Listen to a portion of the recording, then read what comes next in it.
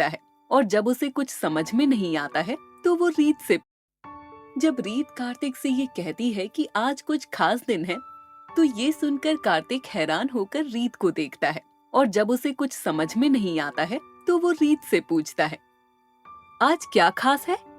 तभी रीत बोली, आज संडे है यानी छुट्टी का दिन, तो हुआ ना खास? ये सुनकर कार्तिक और रेहान दोनों हंस पड़े। उसके बाद तीनों भाई बहन साथ में नाश्ता करने बैठ गए। कार्तिक को नॉर्मल देखकर रेहान और रीत भी खुश हो गए थे।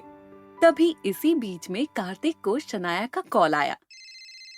ये देखकर कार्तिक ने उस कॉल को अनदेखा कर दिया। वहीं कार्तिक का ऐसा बर्ताव देखकर रीत और रेहान भी समझ गए थे कि किसका कॉल आया होगा, और ये सोचकर रीत को अब बहुत गुस्सा आ रहा था। इसलिए उसने कार्तिक का कॉल रिसीव किया और लगभग चिल्लाते हुए कहा, शनाया, अब क्या हुआ? मेरे भाई का दिल तोड़कर चैन नहीं मिला जो अब वापस से कॉल कर रही हो? तुम कितनी बेशरम हो सच में। ये सुनकर शनाया खुद में काफी शर्मिंदगी महसूस करती है। इसके बाद रीत आगे भी बहुत कुछ बोलने वाली थी कि तभी कार्तिक ने उसे चुप करवाया और कॉल ले लिया, और फिर उसने नॉर्मली कहा, हेलो। उसके इतना ही कहने पर शनाया शॉक हो गई। उसे तो लगा था कि कार्तिक उसके गम में पागल हो गया होगा, पर वो काफी नॉर्मल लग रहा था। इस पर शनाया ने धीरे से कहा, कार्तिक, क्या हम मिल सकते हैं? मुझे तुमसे कुछ जरूरी बात करनी थी। ये सुनकर कार्तिक ने थोड़ी देर सोचा और फिर हाँ कह दिया, और इतना कहकर उसने कॉल रख दिया। तभी रेहान ने जोर से कहा, आपने उसे हाँ क्यों कहा? उसे मना करना था, आपको उससे मिलने की कोई जरूरत नहीं है। इस पर कार्तिक ने बस इतना कहा, बस प्यार के लिए मैं उससे बस सच जानना चाहता हूँ, पूरा सच। कार्तिक की बात सुनकर रीत और रेहान कार्तिक को समझाना चाहते थे, पर वो कार्तिक की भावनाओं को भी समझ रहे थे, इसलिए वो यही चाहते थे कि सब कुछ ठीक हो जाए। वहीं कार्तिक थोड़ी देर बाद शनाया के तय किए गए वक्त पर उसका एक प्राइवेट रूम में इंतजार कर रहा था। कार्तिक को आज पूरी उम्मीद थी कि उसकी शनाया उसके पास वापस आ जाएगी, और क्या पता उसने आखिर में यश को छोड़ने का मन बना लिया हो। फिर तो सब पहले की तरह हो जाएगा। ये सब सोचकर वो काफी खुश था। तभी वहाँ शनाया आई। ये देखकर कार्तिक ने आगे बढ़कर कहा, बोलो शनाया, क्या कहना चाहती हो तुम? कार्तिक इस पल अंदर ही अंदर शनाया से ये सुनना चाहता था कि मैंने यश को छोड़ दिया है और चलो शादी करके कहीं दूर चले जाएं। ये सब सोचकर कार्तिक सच में काफी ज्यादा एक्साइटेड लग रहा था। तभी शनाया ने कहा, कार्तिक, मैंने हमेशा से ही तुमसे सच्चा प्यार किया है। मैं तुम्हें नहीं खो सकती। मेरा दिल जानता है कि मुझ पर क्या बीत रही है। मैं चाहती हूँ कि हम दोनों हमेशा साथ रहें ऐसे ही। मैं तुम्हारे बिना नहीं जी सकती। मेरी हालत समझो। उसकी ऐसी बात सुनकर कार्तिक की धड़कन जोरों से चलने लगी, और फिर उसने शनाया का हाथ थाम लिया और खुशी से उछलते हुए कहा, मैं जानता था हमारा प्यार इतना कमजोर नहीं हो सकता। मुझे बस इतना ही सुनना था। चलो हम जल्द से जल्द शादी कर लेते हैं। प्यार के लिए हम सारी दुनिया से लड़ जाएंगे। चलो अभी मंदिर चलते हैं। उसकी ऐसी बात सुनकर शनाया दंग रह गई। उसने सोचा नहीं था कि कार्तिक उसे डायरेक्ट शादी के लिए पूछेगा। उसने कार्तिक को समझाते हुए कहा, थिंक बी प्रैक्टिकल कार्तिक, तुम मुझे वो लाइफस्टाइल नहीं दे सकते जो यश मुझे दे सकता है। तुम्हारे पास कुछ भी नहीं है और तुम एक नाजायज औलाद हो। तुम मुझे क्या ही दे सकते हो? ये सब सुनकर कार्तिक हैरान हो गया।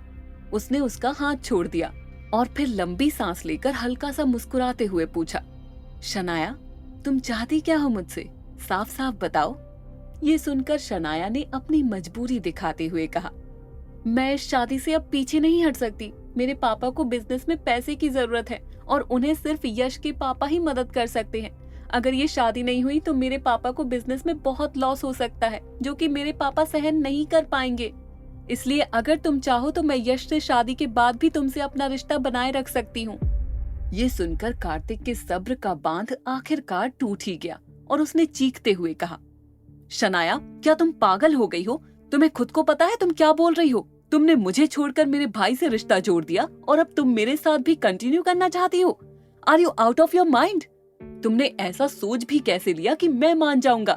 सीरियसली? ये सुनकर शनाया ने कार्तिक को समझाते हुए कहा, कार्तिक, तुम्हें क्या लगता है मेरे लिए ये सब इतना आसान था? मैंने ये फैसला हम दोनों के फ्यूचर के लिए ही तो लिया है। जरा सोचो, हम इस तरह हमेशा साथ में खुश रह सकते हैं। और फिर ये कहने के बाद उन दोनों के बीच एक खामोशी छा गई। कार्तिक अब भी शनाया की तरफ गुस्से और नाराजगी से देख रहा था। आज उसने वाकई में शनाया का असली रंग देख लिया था। वहीं शनाया उसे प्यार और उम्मीद से देख रही थी।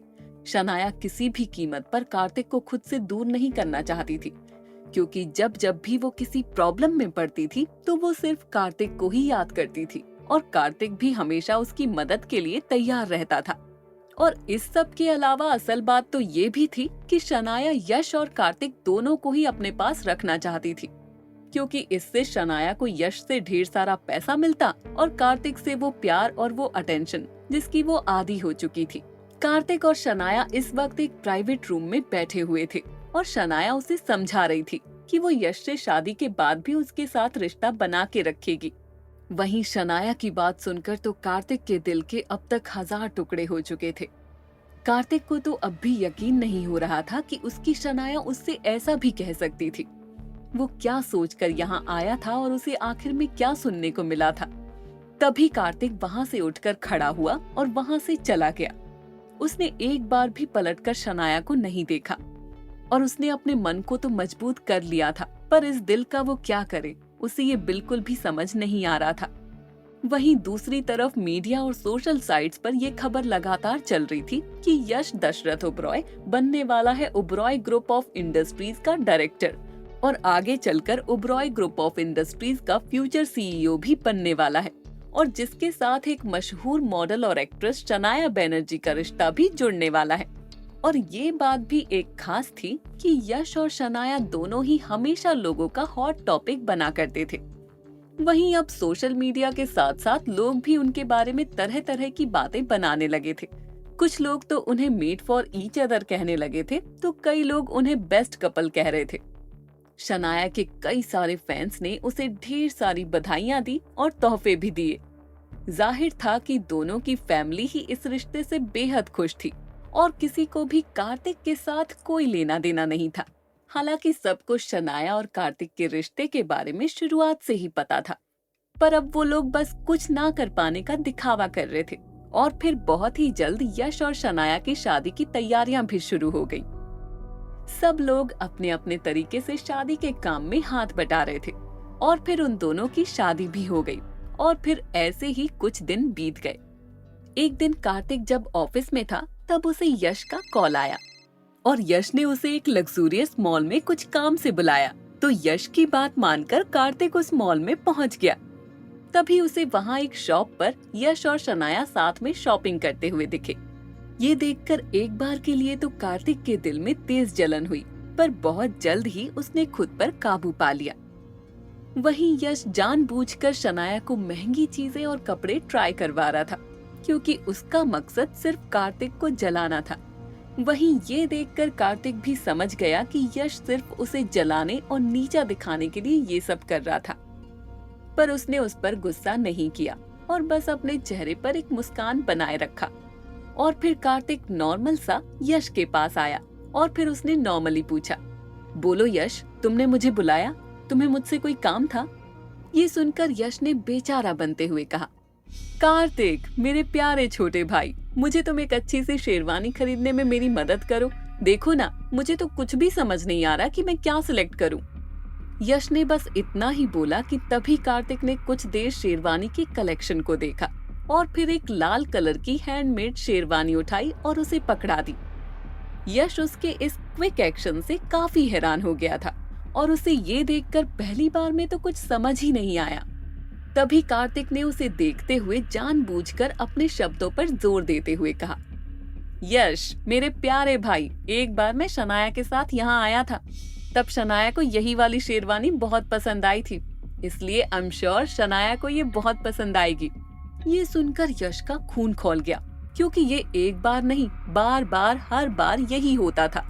यश हमेशा कार्तिक को नीचा दिखाने की कोशिश करता था, पर वो हर बार कमबख्त मुंह की ही खाता था, क्योंकि कार्तिक के आईक्यू के आगे उसकी एक नहीं चलती थी। और फिर कार्तिक भी इतने में नहीं रुका। उसने आगे कहा, वैसे यश, मुझे शनाया के बॉडी का साइज, फेवरेट कलर और उसके डिजाइन के पसंद के बारे में काफी अच्छे से पता है। अगर तुम्हारी परमिशन हो तो मैं उसके पास जाकर उसकी भी मदद कर दूं। इतना कहकर उसने एक तिरछी स्माइल यश को पास की। तो यश को अब तक समझ आ गया था कि कार्तिक से पंगा लेना और उससे जीतना सच में नामुमकिन है। इसलिए उसने कार्तिक से कहा, नहीं कार्तिक, अब तुम्हारी कोई मदद की जरूरत नहीं है। इस पर कार्तिक बोला, ठीक है तो फिर मैं चलता हूँ। और फिर ये कहकर कार्तिक एक बार फिर उसे देखकर मुस्कुराता है और फिर वो वहाँ से चला जाता है। वहीं अब यश के दिल में कार्तिक को हराने की चाह अब और भी ज्यादा बढ़ गई थी। और फिर उसने मन ही मन में कहा, समझ में नहीं आता कि ये कमीना हर बार हार कर भी इतना खुश कैसे हो जाता है। मैंने उससे शनाया को भी छीन लिया फिर भी खुश है। एक दिन मैं इसे हरा कर ही रहूंगा और इसके लिए चाहे मुझे जो करना पड़े। एक बात ये भी थी कि कार्तिक यश से ज्यादा टैलेंटेड था हर मामले में, लेकिन हर जगह सिर्फ यश की ही तारीफ होती थी, क्योंकि यश अपना ज्यादातर काम हमेशा कार्तिक से ही करवाता था और उसकी मेहनत का सारा क्रेडिट वो खुद ले लेता था। वहीं दशरथ दिवाकर ओबरॉय जी, जो यश और कार्तिक दोनों के पिता थे, लेकिन वो भी हमेशा कार्तिक को हर मामले में यश से पीछे ही रखते थे। यहाँ तक कि उन्होंने अपनी कंपनी में भी कार्तिक को यश से एक पोस्ट नीचे ही रखा था। हालांकि ये बात अलग थी कि इस कंपनी की शुरुआत दशरथ दिवाकर के पिता मोहनलाल ने की थी और उन्होंने दशरथ दिवाकर को ये बोला था कि बेटा, भविष्य में अपने बेटों में बराबर बराबर में कंपनी को बांटना।